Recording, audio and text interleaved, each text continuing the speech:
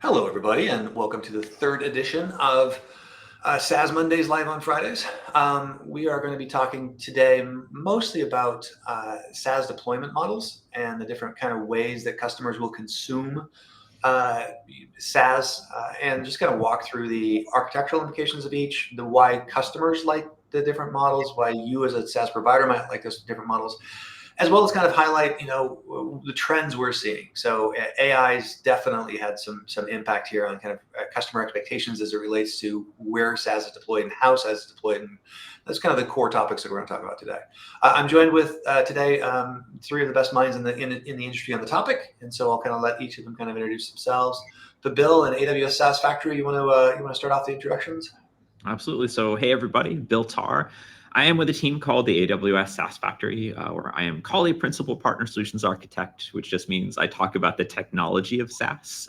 We have business functions that our team talks to as well. So I like to differentiate that a little bit. Based out of San Diego, California, I've been with AWS and the team for about 5 years. Nice to meet everyone. Marcus, you want to go next? Yeah, I'd like to.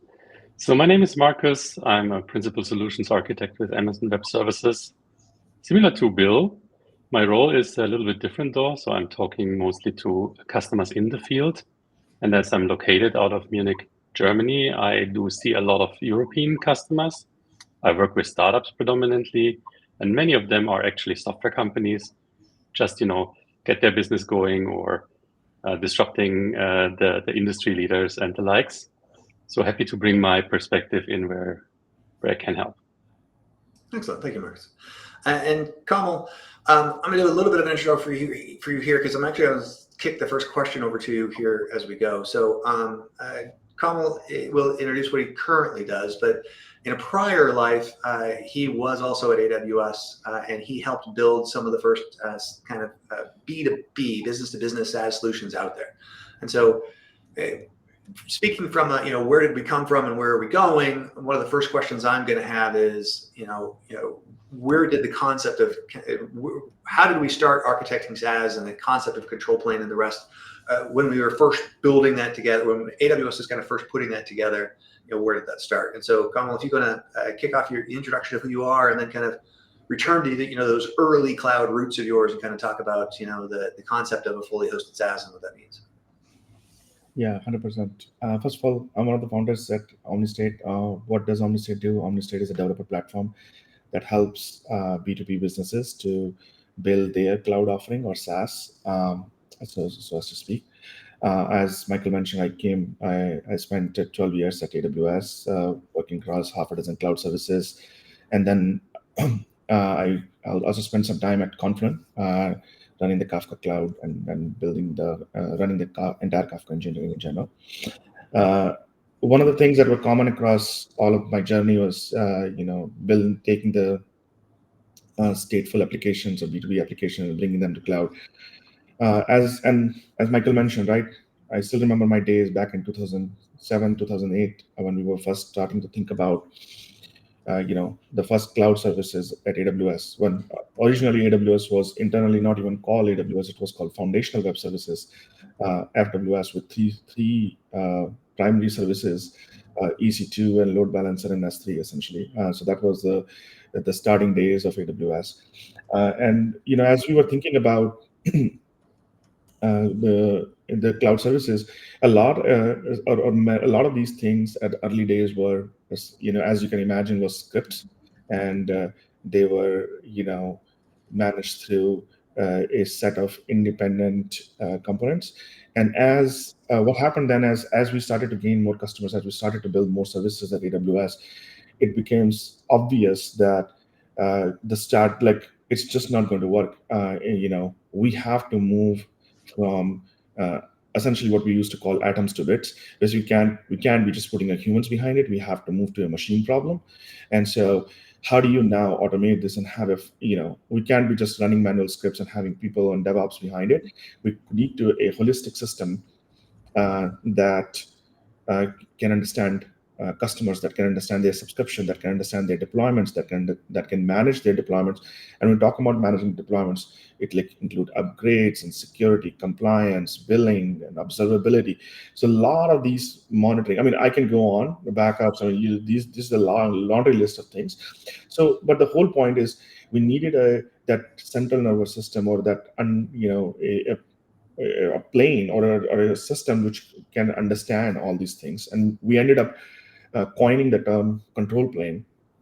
Now, the term control plane actually came from the root of the networking. Networking also has control plane terminology. But as we started building those scripts and started to automate and start piecing those things together, we ended up with what we call today as control plane. And I still remember my early days. We built our first. There were two separate efforts happened at that time, one at S3 and one at RDS, and both took its own shape of the control plane.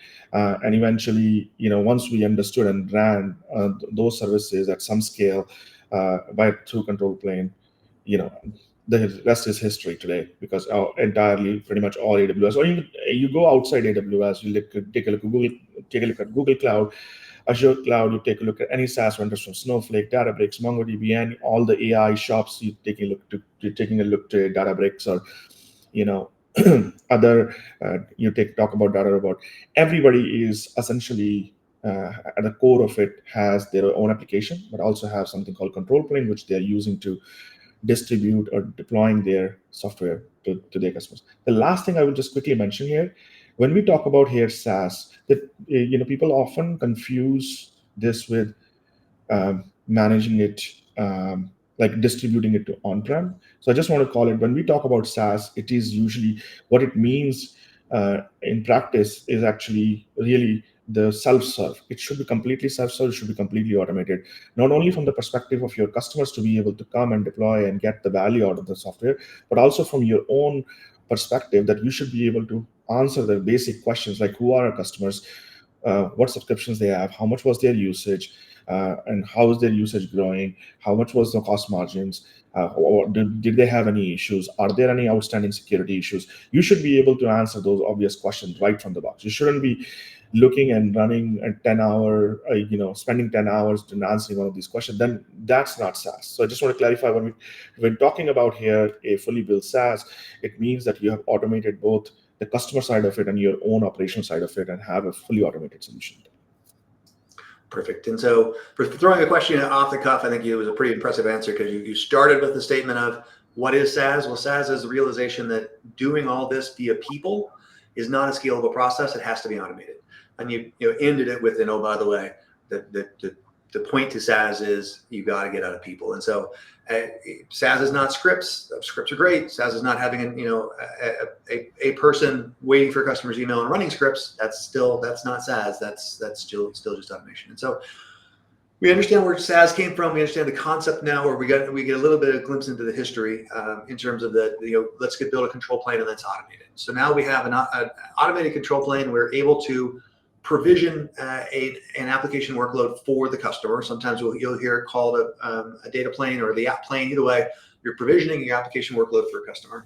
There's a couple of ways we're going to provision that. So Bill, I'm going to turn to you, kind of walk through it, because you're clearly one of the experts. But I would say to start, in my understanding here, Bill, and please don't check me if I'm wrong, is there's two scales here. One is cost efficiency, in terms of if you can shove as many people and resources on one bit of computing as possible, so get as much multi-tenancy going as possible, to customer isolation and as much security and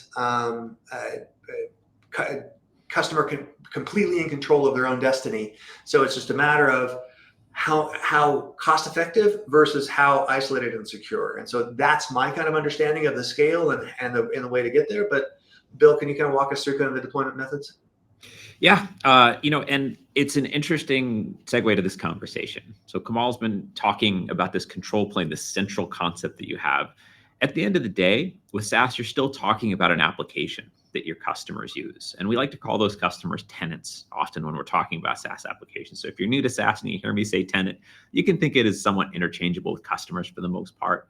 There are reasons to use that word, and there's reasons but for this conversation, let's just think of our customers. Now, Imagine you were in real estate, if you will, because I love the analogy between tenants and real estate because the word actually has the same meaning in both. What you're talking about, Michael, when we think very holistically about this trade-off between cost and security, think about it as homes and apartments.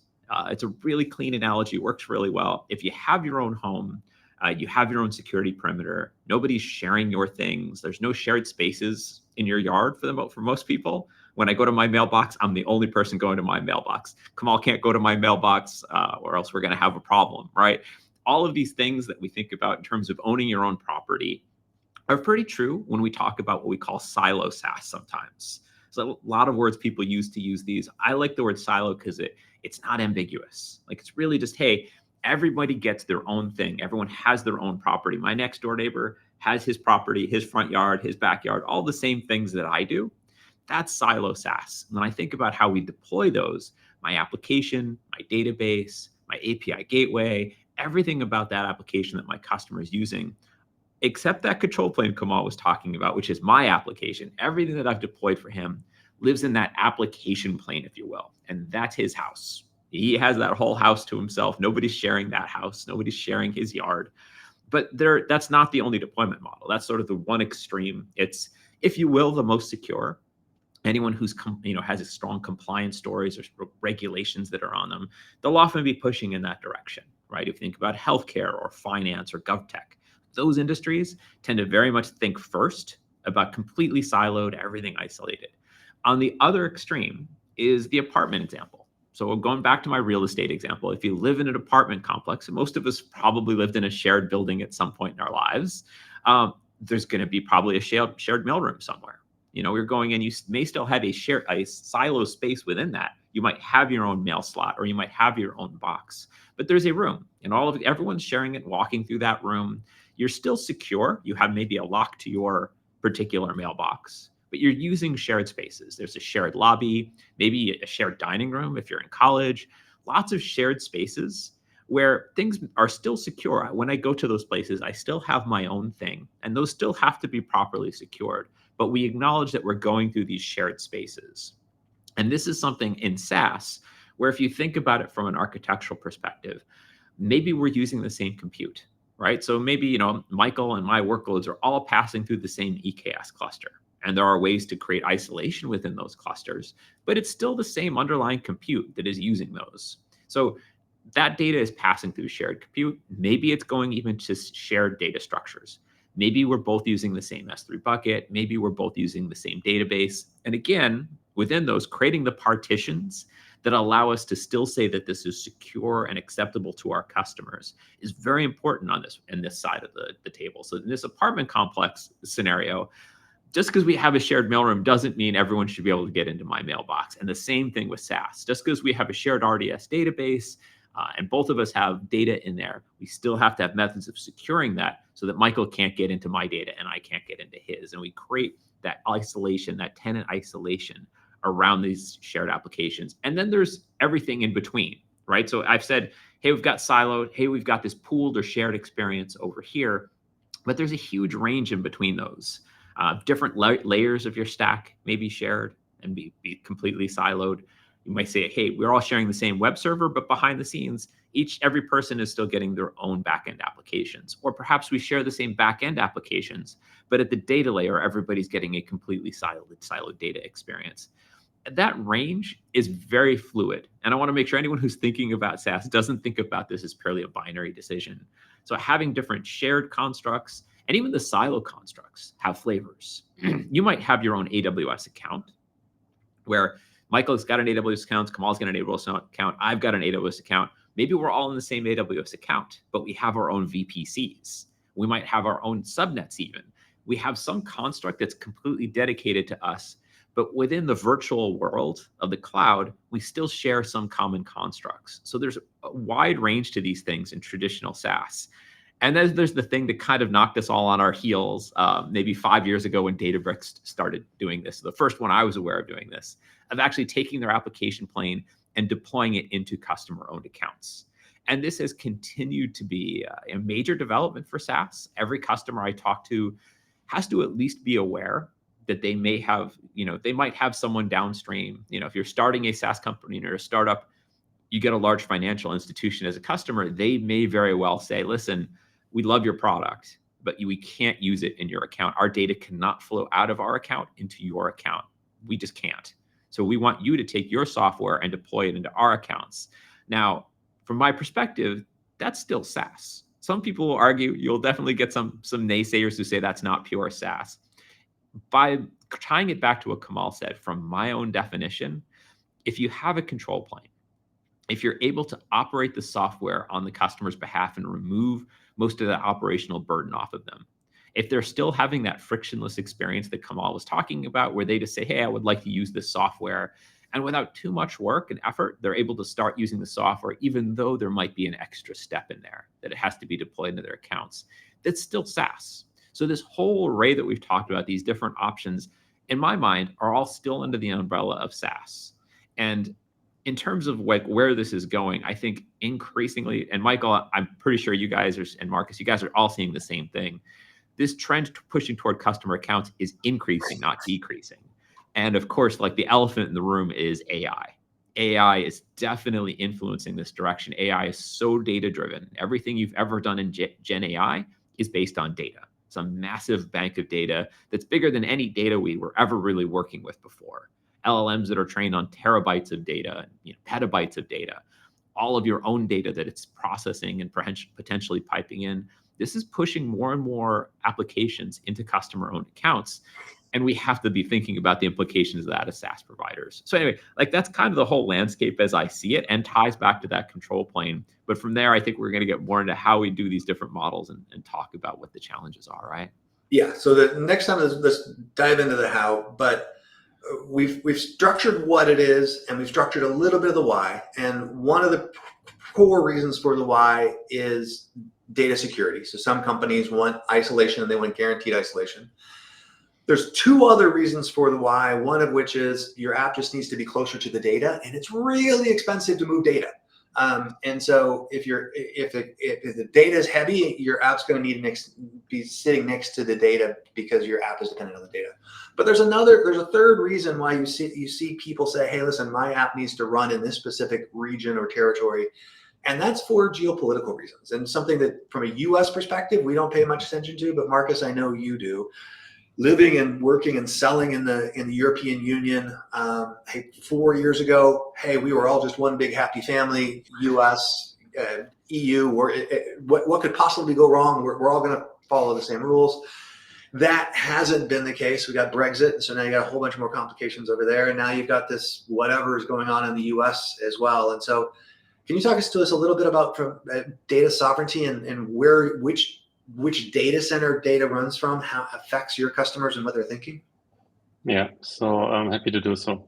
I think if you look at it from a historical perspective, and I know when we're talking here about history, it's maybe 10 years or so. So it's not a very long history that we are talking about. But it all started typically, let's say, with a SaaS offering in one region, delivering software as a service, mostly to B2C, to consumer-grade customers all over the world. And then there came the ask to say, maybe for user experience purposes, hey, wouldn't it be good to have it in different parts of the world so that the latency is lower and stuff like this. But this was more like a technical and a user experience problem than a data sovereignty problem. But then with all the regulations that happened in the last couple of years, think of GDPR in the European Union, and I know that in other countries there are similar approaches to data privacy. There was much more scrutiny suddenly on, hey, what is happening with my data? Who has potentially access to my data? Even if I, create the weirdest constructs on who can make use out of my data if they would just go and go crazy from a government perspective. But what I see even more though is the point that we are coming to the situation where we have grown or we have evolved SaaS to the extent where it's not a consumer grade, an early adopter grade technology and delivery model. Now we have different industries. Bill mentioned before, right? Financial service industry, healthcare industry, all these kinds of users and adoptions behind it that basically have a very strong demand to secure their data, also from a data residency perspective or from a regulatory perspective. And then if you think and go further and say, hey, we go into certain verticals, then you have exactly the problem that you also mentioned, Michael. There is a latency issue. Maybe you will need to be close to the shop floor, be it because the data is there or because the machinery is there, and you cannot afford to have the network as a bottleneck or as a single point of failure in between. And that's why you need to bring your workload too close to where the data is, where the machinery and the kind of stuff is. And a little bit of a nuanced version of this is what we have said also with let's say the security perspective. And with security, I mean also like the intellectual property point, right? If you think about dev tools, for instance, that's usually something where you can say, okay, a small helper function here and there, it can live in the cloud. I use an API call. But if it's a full-blown environment that touches your intellectual property in terms of source code and the likes, and you want to run it maybe even in your development environment that you have built out with databases and yada, yada, then you will see a situation very quickly where your customer strongly demands for a deployment model that is in their accounts or in their security parameter, however you want to define it. Love it, Nate. Couldn't have said better. And if Brexit from 2 years ago or yesterday, so if you're watching this as a replay, U.S. changed a bit of its trade policy over the last couple of hours, and the world is struggling to kind of understand what that means for going forward, meaning that we expect more and more companies just to demand that, listen, I'm a French company, my data doesn't leave France, or I'm a Canadian company, my data doesn't leave Canada. And so data sovereignty, which was a nice to have a little while ago, and something you need to keep in mind a little while ago, seems to be more and more core to everyone's thinking moving forward. And so, Kamal, if we go back to some of the architectural conversations, and so we did say, hey, listen, there's an app plane and a data plane. Is there times where you can have just one control plane and manage all the deployments against all the different regions, or is there a case at times where you should be thinking about more than one control plane? So, is there a case where you need a control plane in a region or a control plane in Europe as well? And if so, kind of what are those decision-making processes? Yeah, I think it's very important that, when we think about control planes, we think about certain aspects. I'll touch upon, I think broadly touched upon a high-level point about, control. First of all, control planes should be designed in such a way that should never get into the app plane path. They should be completely independent. So if you design something where app plane depends upon the control plane, then you design it completely incorrectly. And so you need to make sure that even if the control plane is impacted for any reason, your existing customers can continue to operate without any interruption, right? Now, it may impact your new customers sign up. It may impact upgrades. Cannot happen during that time when the control plane is impacted. But the two layers are completely independent of each other. The same logic applies across regions. So you don't want a control plane.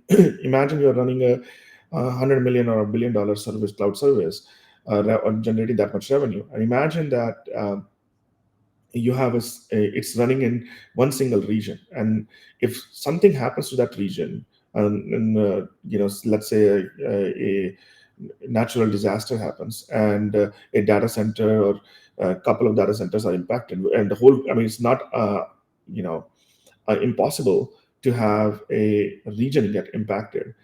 And if that happens, you lose all the data. Now you lost, you don't have any information whatsoever about who are the customers, what subscription they had, what deployments they have, what to do about them.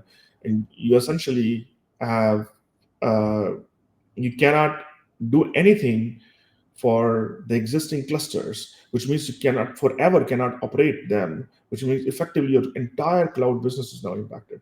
So that will be a bad design. And so you should design your control plane in such a system. You have a regional resiliency. You have a data center level. Obviously, have a data center level resiliency, but definitely also have some level aspects of the regional resiliency. Now, there are cases where you may be backing up the data, and if you're okay, depending upon there are different B2B verticals, and every vertical has their own unique requirements, and every time you build a control plane which is running in a separate region, you also have to consider the operational costs. Now that's where the trade-off comes in. Like, are you okay with how much you're okay with your RTO compared to your operational cost of running a separate control plane per region? Now the best practice is to keep your control plane separate. I mean, that's if you look at I'm not going to go and talk about the details of how some of the other who have done what, but generally speaking, if you take a look at the best architected control plane from from the top cloud vendors on the planet, they have designed it to keep the control plane resilient at the regional level. So when one region goes down, it has no impact on the other region whatsoever. And so the true architecture, if you're designing it properly, should be designed that way. And if you are thinking about multi-cloud, then you have to extend that same strategy across clouds. One final thing I will add is often, because this also come in my experience, a very common misunderstood thing along this lines is people often think Terraform, for example, is a great way to manage, do the infrastructure management for SaaS. I will just say it's like building a skyscraper on a sand, and it's a great tool if you are Terraform is a great tool if you're doing one-time installation, but it's a terrible tool for doing the infrastructure management for SaaS. As it has no concept of tenant, has no understanding of multi-cloud, it has no understanding of how to customize the deployments based upon the customers unless you build a completely different layer on top of it. Furthermore, the biggest thing is it has no asset guarantees. Like, if things fail in between for any reason, imagine you are in a shared space and things fails in between, it will leave the garbage. And imagine over time what will happen. What do you expect? Going back to the analogy of what Bill was saying, your entire apartment will be a mess, because nobody is ever going to come and clean it up unless you take the pain of now every time that happens. And imagine if you're running a $100 million or $1 billion business, or even $10 million cloud service, and imagine you're having 10,000 customers, and things fail transiently every now and then in cloud, and you have to live up with that. And imagine creating a mess. So now you need a bunch of DevOps just to clean that mess. That's not a good way of architecting and scaling and building a good cloud service. So those are some of the things to keep in mind. Always keep in mind that a true SaaS is about how that the thing should work. You're looking for operational efficiency of, we call it greater than 1,000 to 1. This is one of the, I'm not making this quote. This is from James Hamilton. I mean, he talked about way early, like he hypothesized this like 10, 20 years or 20 years ago, scaling the services. Like, his ratio is like, if you should be looking for 2,500 is to 1. For every 2,500 clusters or tenants or deployments, right? Whatever you want to call, you're looking for one DevOps person. You should be, and it should be greater than that, meaning the ratio should be better than that. That is a kind of, that's when you have a true SaaS and power of SaaS. But if you're putting a person behind every development, that's not SaaS. Then you're just doing a manual installation, manual deployment. I mean, it's just not going to scale, never going to have margins. Not really a business, SaaS, at least not a SaaS business. Love it. Very much agree, and I'm very much familiar with the concept of spaghetti code. And one of the biggest problems with spaghetti code is once someone has written it, you're very much dependent on keeping that developer or that whoever wrote it for you very happy, because if they leave, you're in big trouble. So Bill, let's go back to some of the technical conversations. And one of the things that you said is, hey, there's isolation. So we talked about, hey, there's the Snapchat of the world, where you're going to cram as many users as you can into one group of hardware, one bit of hardware, and everybody shares everything, but they don't really care. And you're isolating people with your tenants via software. And that's a great solution from a cost perspective. Then the next level, before we get to BYOA or BYOC, let's just start in the next level. So we're going to now isolate it, say, listen, I'm going to carve out instance, and they're going to have a shared instance, and they're also going to have private networking. And so you use the word, use the word VPC and the rest. Can you double click in there? So what is kind of a private SaaS with VPC? What does that look like, and what does that mean? Yeah, and like everything else, Michael, there is a range to these things, right? So what we mean in terms of private, what we mean in terms of these networking constructs really can be reflected in terms of what you're trying to achieve with your customers. So there are a number of things I like to check through when I'm talking to customers for the first time about how they're building their SaaS. If they're deploying into customer VPCs, right, or customer-owned accounts, then they have to think about how they're going to connect back. Like, what does that look like? And I mentioned Databricks. It's name dropping a little bit in terms of big SaaS providers. They're a really interesting model, very public about what they're doing, in part because when you run Databricks, they have to be public. You have to know how to do that part of their infrastructure and build it into their own accounts, put it in your VPCs, and they give you options for how you can connect. There isn't just a simple, hey, you have to do it this way. They try to be as flexible as possible to consider what those connectivities look like. So you can use private link with them. You can use VPC peering. And there's differences between these. I don't want to get too technical, and I don't want to go off and lose people, but think of it this way. Again, like going back to our shared constructs again, if you have access to a hallway and you have a door in your hallway, I'd like to think that that's a one-way door to my house, to my apartment. I want to think that I'm allowed to go through that door. I'm allowed to bring things out through the door. I don't want to see other people being able to come through without permission, right? VPC peering is a two-way conversation. It says, hey, you can come in, you can come out, other people can come in and come out. I've just set this up and said these two things can talk to each other. It's not very restrictive. And that's where private link comes in. Private link is a one-way conversation, right? So it says, hey, I can allow you to come in, but, and I can go out whenever I want to, but I've set up this thing that says, hey, this is one way. Like, you're not going to be able to come back. So I've really set up a strong barrier. Now, this is really useful for SaaS providers. You can tell your customers, listen, I can either let you flow stuff back out to me, or I can go the other direction and flow stuff in. If I'm sitting there on the customer end of this conversation, I want to be able to send stuff to you. I don't want you to be able to start a conversation with my servers or into my accounts. If I call you, you can call back, of course, because that's how conversations work on the internet. But I don't want you to be able to call into my accounts and randomly to start a connection to my data sources. It's a much better security and compliance story if you can't. So we have this array of options that we can already consider, and we have new ones that are coming out as well. I'll just throw these out there. I mean, if you're building SaaS today and you're thinking about networking, VPC Lattice is another new offering we have today in AWS. It's pretty cool. It lets you set up very granular controls over what can talk to what. And we have seen this already start to become relevant to in-customer account deployments that we've been talking about, these BYOC accounts. VPC Lattice is a new and interesting tool. It was announced not this year at reInvent, but last year at reInvent. So it's past that initial testing phase and proof that the service is going to be viable. It's working well, and it has a lot of nice, very fine-grained controls over what services can talk to what services across the wire. And even more recently, I'll throw this out there as well. And again, I won't get too technical on these points, but we also have a new version of Private Link called Resource Link that we announced at reInvent this year. I think people are just starting to explore that and think about what that means to allow specific resources to talk to one another. Whereas VPC peering and Private Link are really just pipes that you're setting up across these. Resource Link is going to get a little bit more granular and says this resource can talk to this resource, but still through a Private Link mechanism.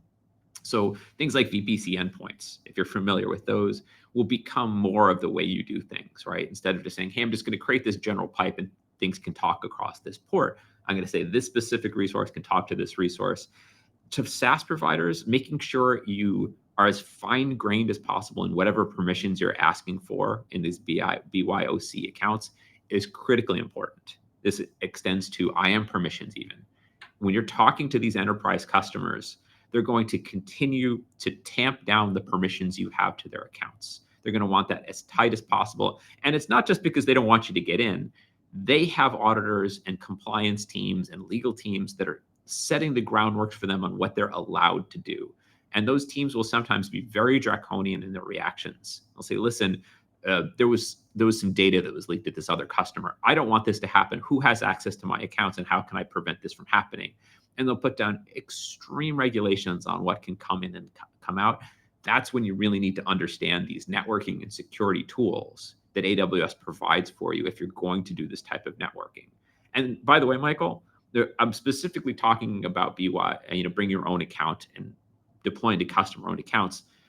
Even in your own accounts, you should be thinking about these things. Like if you don't have to do VPC peering between your control plane and your application plane, why do it? Why not set a private link within your own accounts even, and even restrict access to who can access things, what accounts can access what things in your own accounts to try to increase the security profile for your customers. So there's a lot to like about these things, and networking is a whole topic we could dive into.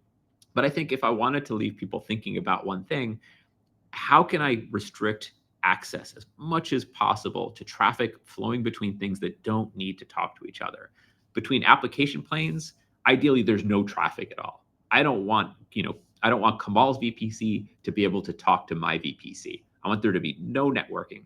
But there's always going to be networking between customer-owned accounts and the control plane, between my own accounts and the control plane. And I want to make sure that that's as restrictive as possible and has as little permission to do anything unexpected as possible, so that my story for my customers, and again, thinking back to the story about Europe, how can I prove that, in fact, traffic can't flow out of a customer's account in Germany into my account in America? By saying it's not possible from a networking perspective. Like simply traffic cannot flow over this pipe.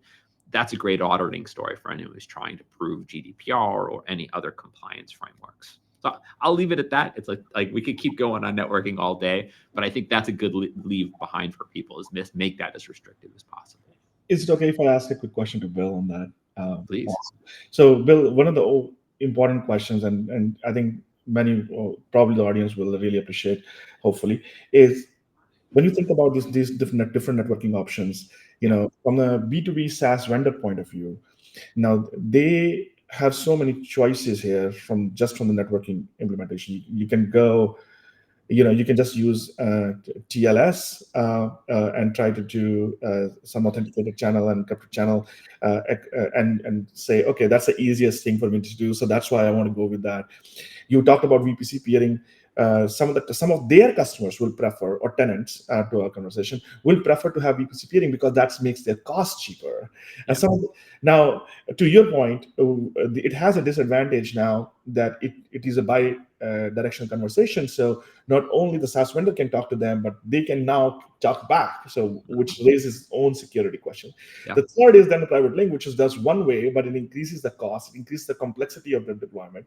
Now we're talking about VPC lattice. Some customers also seen, because of the nature of their workloads, also need something called transit gateway. So there is this variety of networking solutions, and each come up with there is a reason that AWS have different offerings, and there is a reason that customers or the tenants are asking for different flavors. But how do you, at the higher level, formulate? Like, does it mean that B2B SaaS vendor have to implement all the versions of that, or how do you think about that?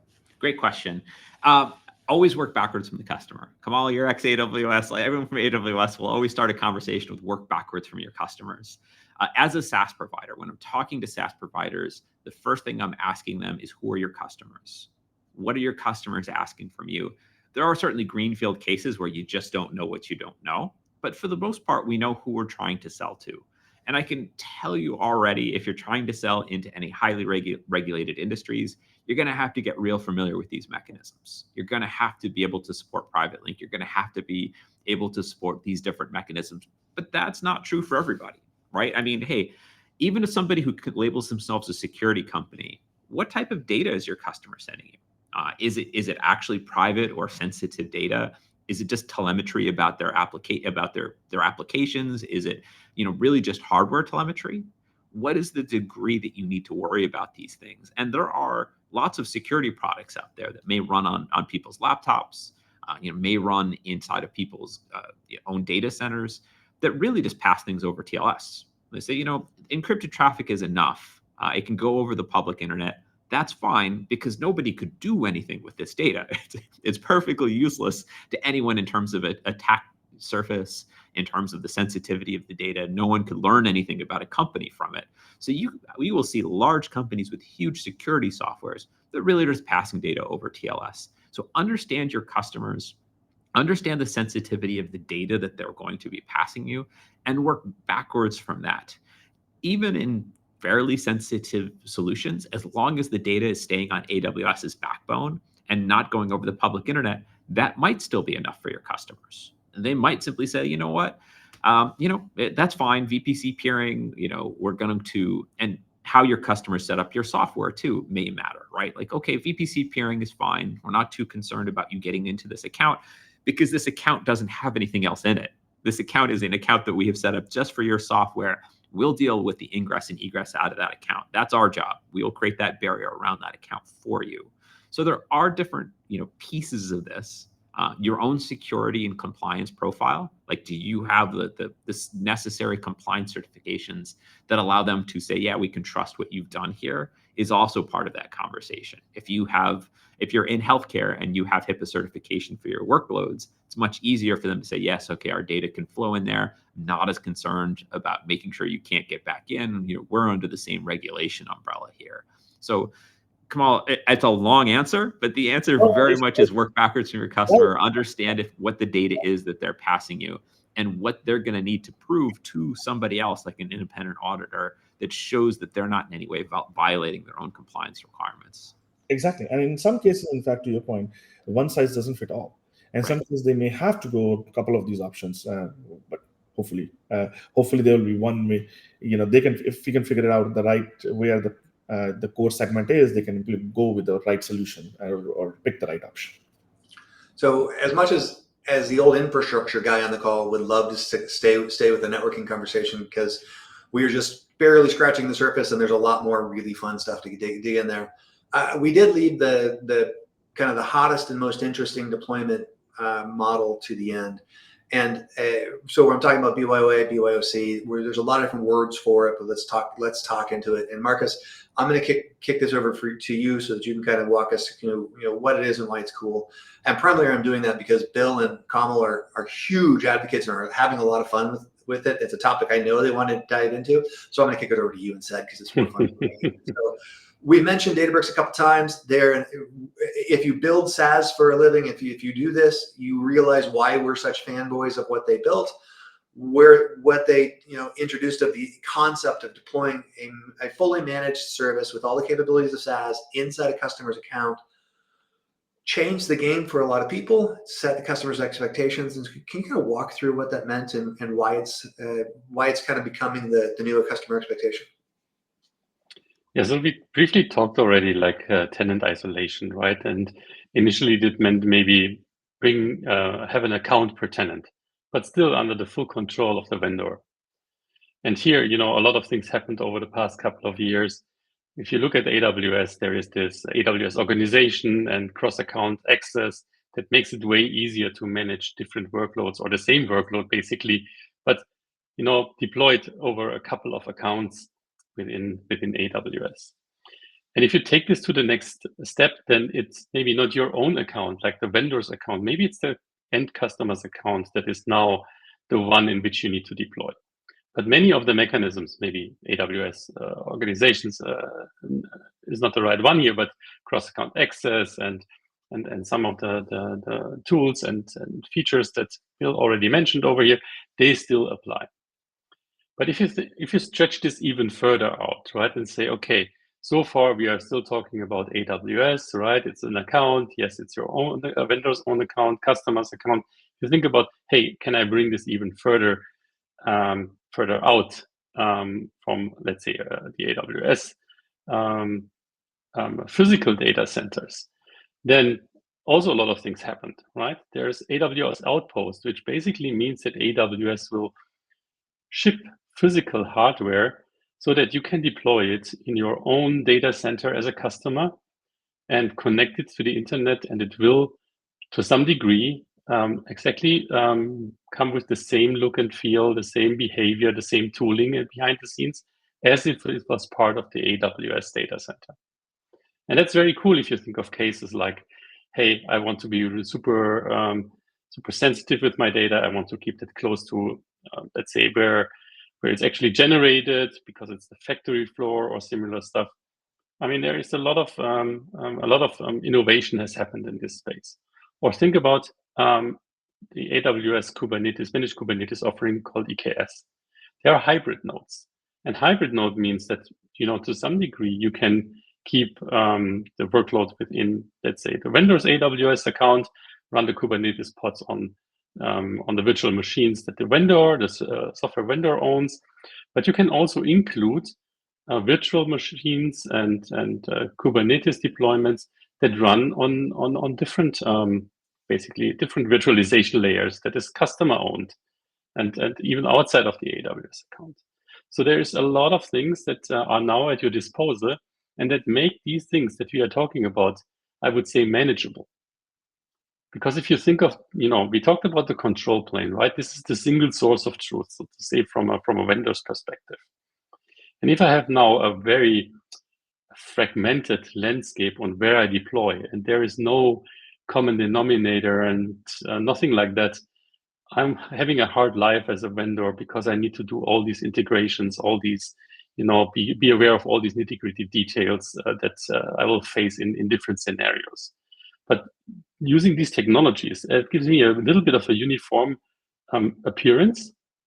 And that brings me back to having this, efficiently managed from a single control plane, ideally. Love it. And so we are throwing around a couple of different terms out there, BYOA, BYOC. You'll also hear it called customer self-hosted. And I know the start of this session, I talked about, SaaS deployment model. And so that throws in another kind of wrinkle. And Kamal, I'm going to send this to you because I know you're pretty passionate on the topic and spend a lot of time on the subject. What's the difference between deploying software in someone's account, be it Terraform or whatever, which we see a lot? So using Replicated or one of those, there's a lot of tools out there that do it. So they'll just deploy software in someone's account. Hey, that's great. Versus what Databricks did, which was deploy a managed SaaS application in someone's account. And what's the difference? And so, and what's the advantage of SaaS to the customer perspective? If the question is difference between BYOA and you said Databricks. Databricks is also BYOA. So just making sure. No, so the primary difference is, so we see a lot, and we talk to a lot of customers today who are, or vendors today who are deploying software in someone's account, be it something like a Replicated or Terraform scripts or their own Helm chart. So they're deploying software in someone's account, and it runs on Kubernetes, which is great. Hey, so you're deploying software, and the point of the session was, hey, what are the different deployment models of SaaS? And so so how is SaaS different than just deploying software? And what, from a control plane perspective, do you need to worry about? What's so different about deploying and managing a SaaS, a BYOA deployment versus a fully hosted deployment? Yeah, so I think that's a great point. If we are distributing essentially a package software or as an installer, whether in the we're packaging Terraform scripts or using any installer-based offering like Replicated, then that's not SaaS, right? That's essentially distributing the software in own traditional on-prem way. And there are cases where and traditionally some of the industries have operated that way, and there are cases where it is okay to have that as a distribution channel, and it is one of the distribution channel that exists today. But the world is moving more and more towards the SaaS broadly in general. And when we talk about building a proper SaaS, as we mentioned earlier, it's more about being self-sufficient.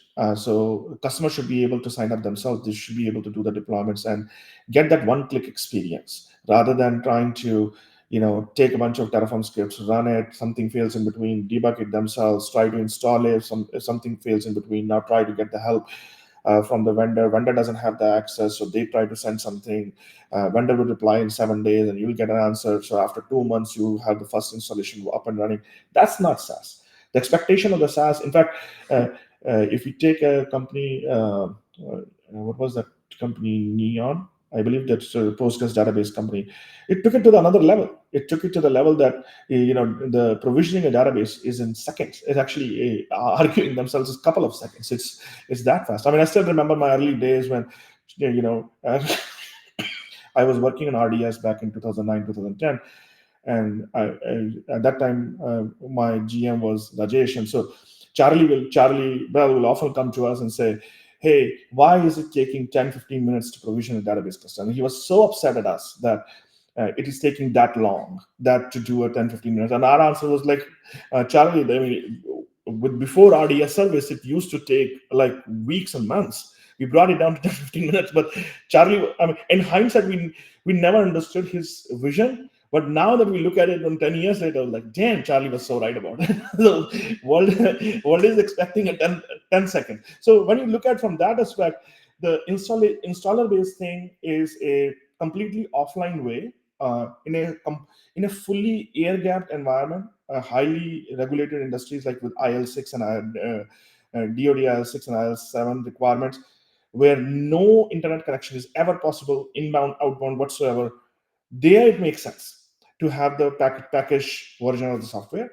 But if you do more, but most of the industries don't operate that way. They don't require, like even industries with FedRAMP high can have many of the solutions that Bill was talking about from the networking perspective are vetted through for those highly regulated industries as well. So a lot of the B2B businesses can be successfully operated and dealt with without having to add a humongous burden of managing the operation. The extreme of managing 1 or 2% of the clients with which have these unique esoteric requirement comes with the extreme price as well. And those deals or those enterprises are okay paying that extreme price for the operation, but not everybody is okay paying that kind of extreme price because the cost of delivering and operating that software is extremely high.